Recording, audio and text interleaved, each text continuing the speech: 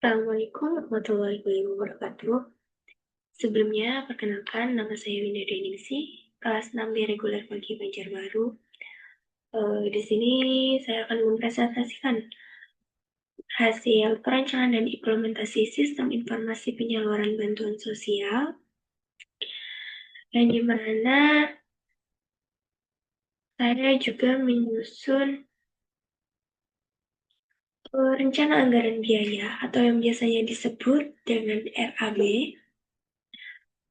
agar tidak terjadi pembengkakan biaya saat proyek ini dibuat atau dijalankan.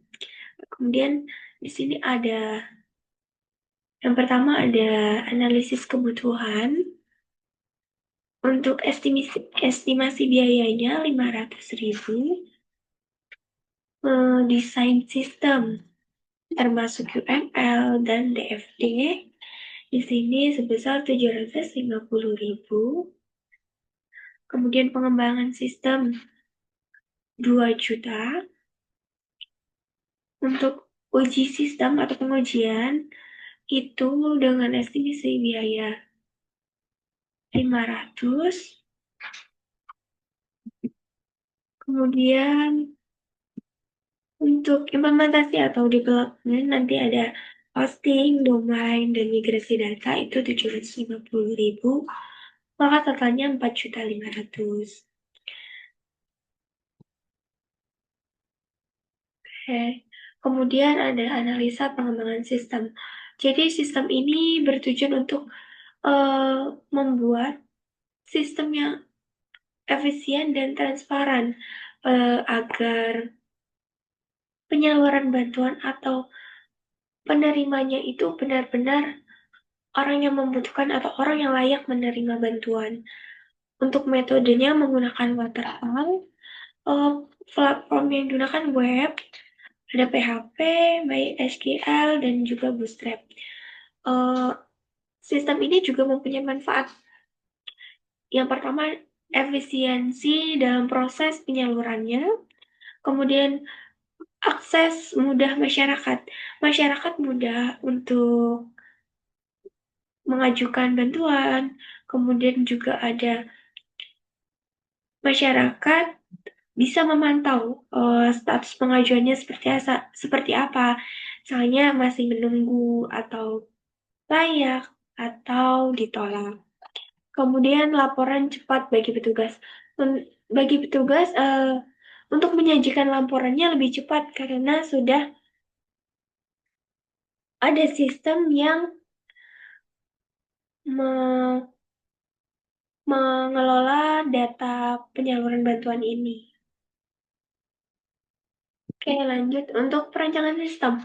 Untuk perancangan sistem ada DFD dan juga UML. Untuk DFD sendiri ini yaitu diagram data yang menggambarkan bagaimana data mengalir dalam suatu sistem. Kemudian UML. Untuk UML ini adalah bahasa pemodelan standar untuk menggambarkan desain atau desain sistem perangkat lunak secara visual.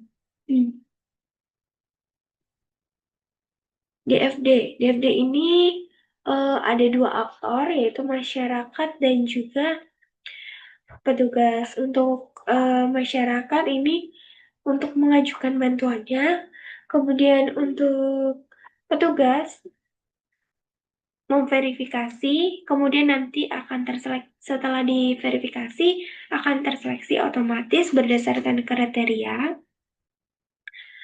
Kemudian ada cetak laporan untuk petugas. UML-nya di sini masyarakat. Masyarakat itu nanti akan mengajukan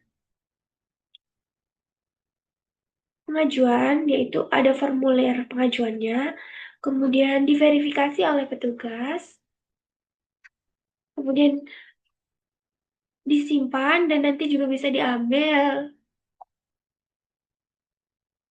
Kemudian ada seleksi otomatis. Di sini seleksinya itu setelah diverifikasi nanti otomatis akan, jika sudah diverifikasi baru nanti otomatis bisa diseleksi layak atau tidaknya orang tersebut mendapatkan bantuan.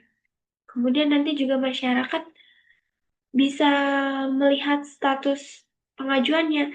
pengajuannya. Lanjut, untuk database, di sini saya menggunakan dua tabel. Yang pertama, ini tabel user.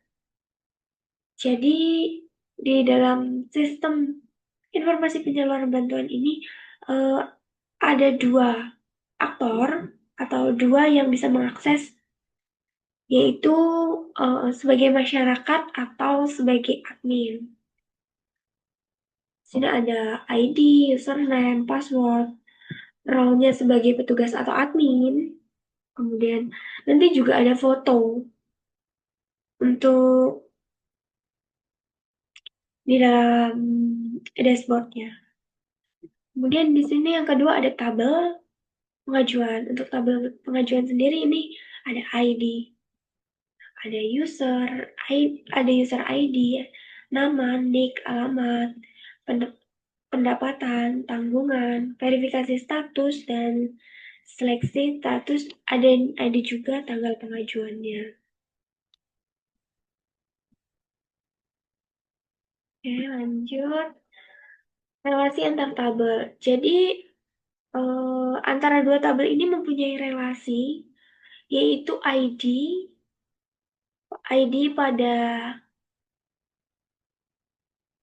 pada tabel user nanti mempunyai relasi ke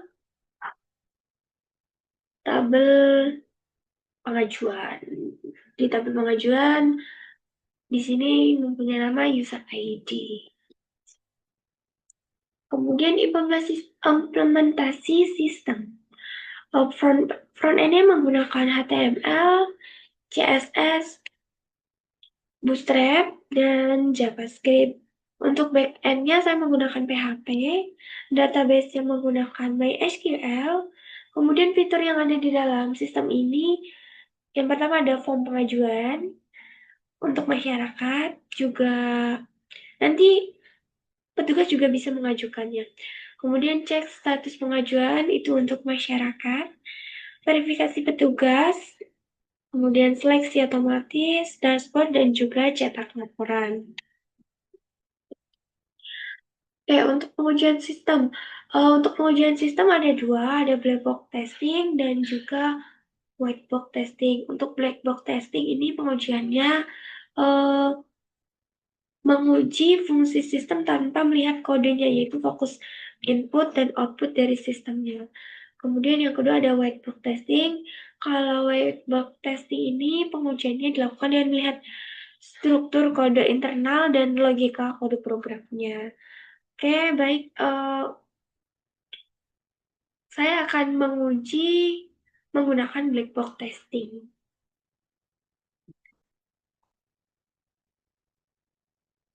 Untuk black box testing ini kan menguji fitur-fitur yang ada di dalam sistem ini. Oke, baik. Langsung aja kita masuk ke dashboard. Kita masuk ke dashboard sebagai masyarakat dulu. Kita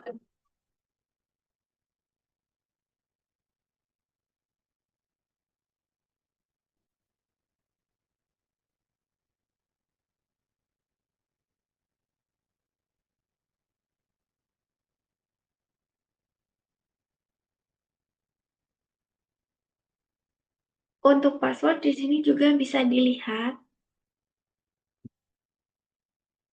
Kita bisa melihat password di kita mencoba untuk password yang salah dulu. Oke, kita coba login. Nah, di sini ada pemberitahuan bahwa username atau passwordnya salah. Coba kita ulang. Jika username dan passwordnya benar.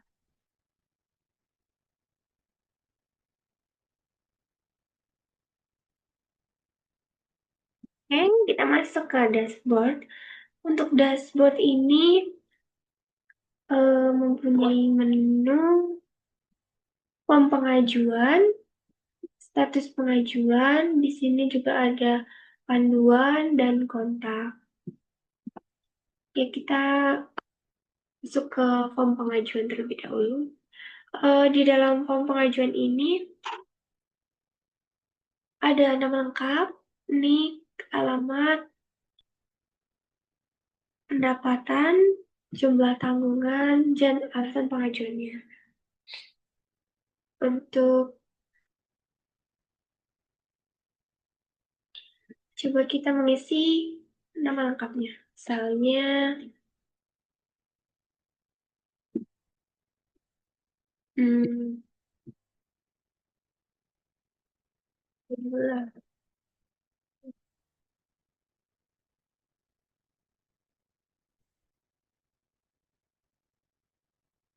Kemudian nik. Untuk nik ini eh, harus 16 digit. Misalnya,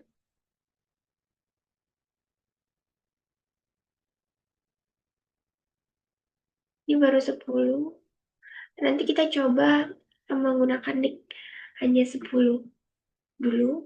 Apakah bisa? Kemudian kita isi alamat.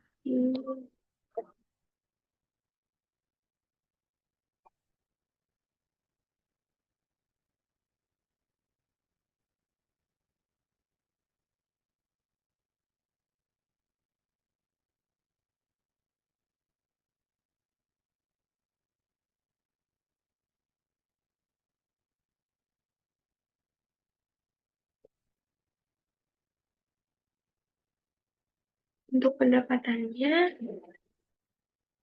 misalnya kita 500. Untuk jumlah tanggungannya 4. Misalnya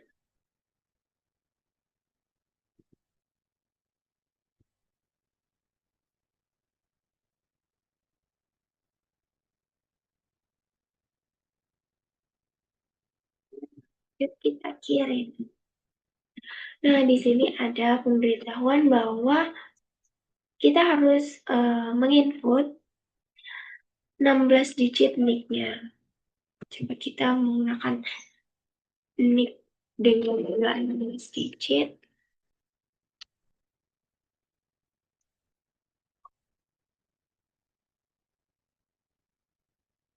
Oke. Di sini akan tercentang semuanya, lalu kita kirim. Oke, berhasil. Kita juga bisa melihat status pengajuan yang kita ajukan tadi. Tetapi di sini kita tidak hanya bisa melihat pengajuan kita sendiri, tapi bisa kita melihatkan pengajuan orang lain. Kita juga bisa mencari datanya di kolom pencarian berdasarkan nama atau nik. Oke, misalnya kita cari, kita mengajukan tadi Bella, maka nanti yang muncul hanya data yang mempunyai nama Bella saja. Di sini statusnya masih menunggu. Oke, lanjut kita ke panduan.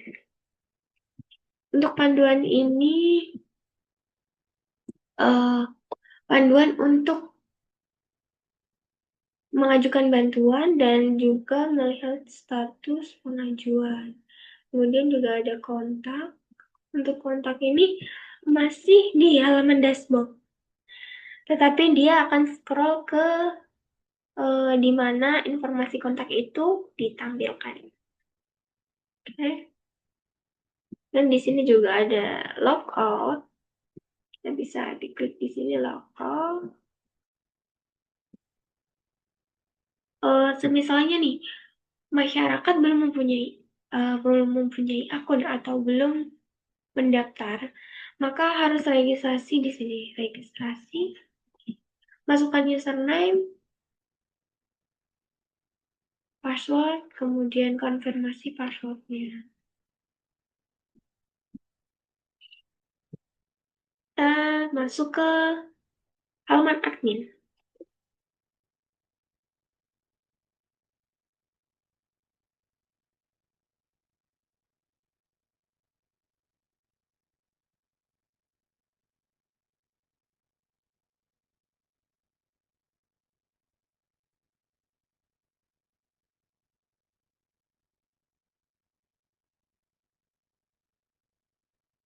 Dan di halaman admin ini ada beberapa menu. Seperti tambah petugas. Jadi untuk petugas ini bisa ditambahkan melalui admin. Jadi admin bisa menambahkan admin yang lainnya. Gitu. Kemudian ada tambah pengajuan. Ini petugas atau adminnya bisa mengajukan bantuan tersebut untuk warga atau masyarakat. Kemudian ada laporan dan verifikasi. Kita masuk ke halaman tambah petugas. Untuk tambah petugas ini masih sama dengan yang tadi. Untuk jika di halaman masyarakat tadi itu untuk register, tapi untuk admin atau petugas tidak bisa register sendiri. Jadi harus ditambahkan oleh admin yang sudah ada, baru bisa seperti itu. Ada username, password, dan juga konfirmasi untuk passwordnya berapa. Kemudian ada tambah pengajuan. Untuk tambah pengajuan ini juga masih sama dengan yang sebelumnya. Masyarakat bisa mengajukan sendiri. Ada nama, NIK, alamat, pendapatan, tanggungan, dan juga alasan mengajukan bantuannya kenapa. Kemudian di sini ada laporan. Kita lanjut ke verifikasi dulu. Untuk verifikasi, nah tadi ada yang baru saja mengajukan bantuan dan statusnya itu masih menunggu. Jadi di menu verifikasi ini yang tampil hanya data yang belum diverifikasi. Kita bisa periksa detail pengajuannya di sini dengan NIK 2210010310022345 dengan pendapatan 2.500.000, tanggungan 4 orang, dan ada alasannya. Misalnya kita terima. Oke, kita terima. Nah, di halaman verifikasi ini tidak ada data yang tampil karena sudah terverifikasi semua. Oke, lanjut kita ke halaman laporan. Untuk halaman laporan ini mempunyai filter dan juga cetak untuk mencetak data yang ada di sini. Di sini filternya ada semua layak atau tidak layak berdasarkan status seleksinya. Untuk semua, nanti datanya akan tampil semuanya, baik yang sudah diseleksi, layak atau tidak layak, ataupun yang belum diseleksi. Kemudian ada filter untuk data yang mempunyai status layak saja. Jadi data, kemudian juga bisa juga kita menampilkan data berdasarkan filter tidak layak. Berarti nanti data yang muncul adalah data yang mempunyai status seleksi tidak layak. Oke, untuk tombol cetak ini nanti berdasarkan filter. Misalnya kita memilih filter semua status, maka nanti yang dicetak adalah data yang data yang mempunyai semua status seleksi akan tercetak. Contohnya seperti ini. Kita cetak, kita jadikan PDF, kemudian save.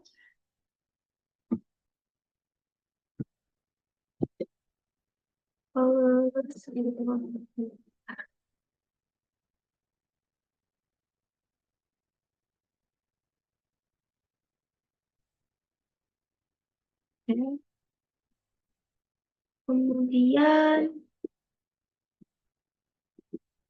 kita status yang layak. Kita filter menjadi status yang layak saja, yang tampil kita cetak. Maka nanti akan data yang mempunyai status layak saja yang tercetak. Seperti ini.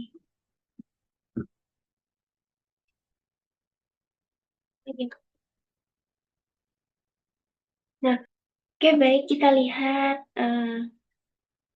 hasil dari tombol cetak untuk PDF-nya. Kita lihat di Nah, di sini ada laporan seleksi yang berstatus layak dan semua data. Lalu kita lihat yang semua data dulu.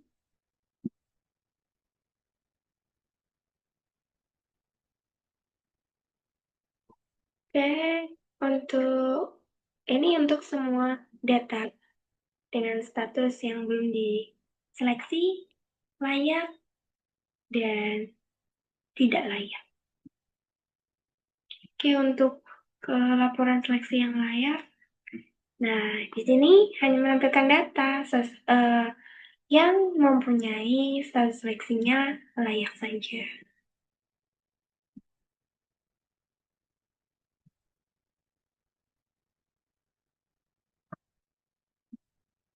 Oke, untuk halaman dashboard, di sini ada data yang belum diseleksi, yaitu Watnang Bella sini dengan pendapatan ini. Jadi saya membuat kriteria jika pendapatan dibagi dengan tanggungan hasilnya kurang dari 700.000, maka nanti untuk seleksinya, maka dia layak untuk menerima bantuan tersebut. Jika hasil dari pendapatan dibagi dengan tanggungan lebih dari 700.000, nanti maka seleksi statusnya tidak layak. Orang tersebut tidak layak mendapatkan bantuan karena yang layak mendapatkan bantuan itu yang pendapatannya masing-masing tanggungan itu mendapatkan 700.000 atau kurang dari 700.000 seperti itu. Oke, untuk halaman dashboard ini ada jumlah data, masing-masing jumlah data seperti data yang menunggu ada berapa, data yang terverifikasi ada berapa, kemudian data yang ditolak ada berapa, layak dan tidak layak. Untuk data yang menunggu 0, kemudian data yang diverifikasi ada 5, yang ditolak 0, data yang layak ada 3, dan yang tidak layak menerima bantuan ada 1. Oke, karena ini ada satu data yang belum diseleksi. Untuk menyeleksinya kita ada tombolnya, yaitu di sini. Kita klik tombol jalankan seleksi. Oke, nah atas nama Bella Dwi Lestari yang tadi belum diseleksi, di sini setelah diseleksi statusnya layak. Misalnya kita mau edit, kita ubah.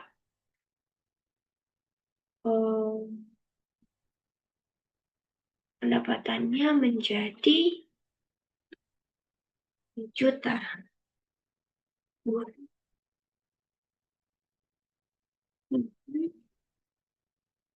Di sini masih berstatus status layak. Kita coba jalankan seleksinya.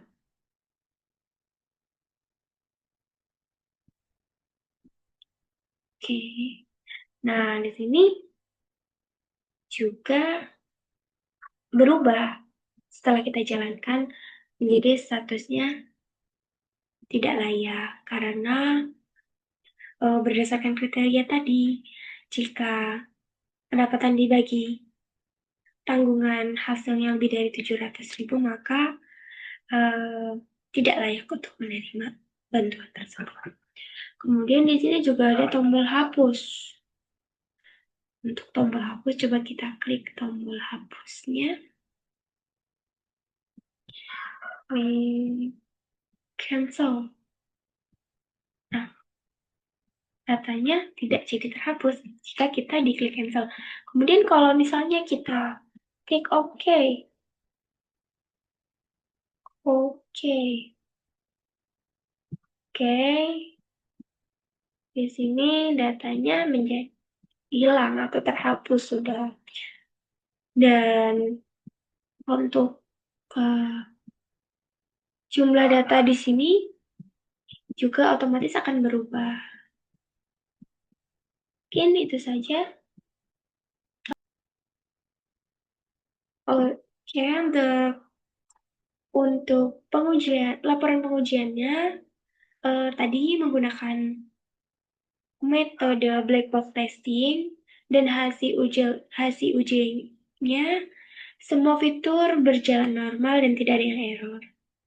Kemudian validasi dan proses seleksinya juga sesuai dengan kriteria tadi. Misalkan pendapatan dibagi dengan tanggungan hasilnya kurang dari 700.000 maka layak untuk menerima bantuan, dan yang pendapatannya dibagi dengan tanggungan hasilnya lebih dari 700 maka tidak layak. Kemudian evaluasi untuk sistemnya ini stabil, kemudian terus perlu penambahan notifikasi atau email verifikasi setelah nanti datanya diverifikasi oleh petugas untuk notifikasi ini untuk masyarakat. Oke, mungkin itu saja. Terima kasih. Assalamualaikum warahmatullahi wabarakatuh.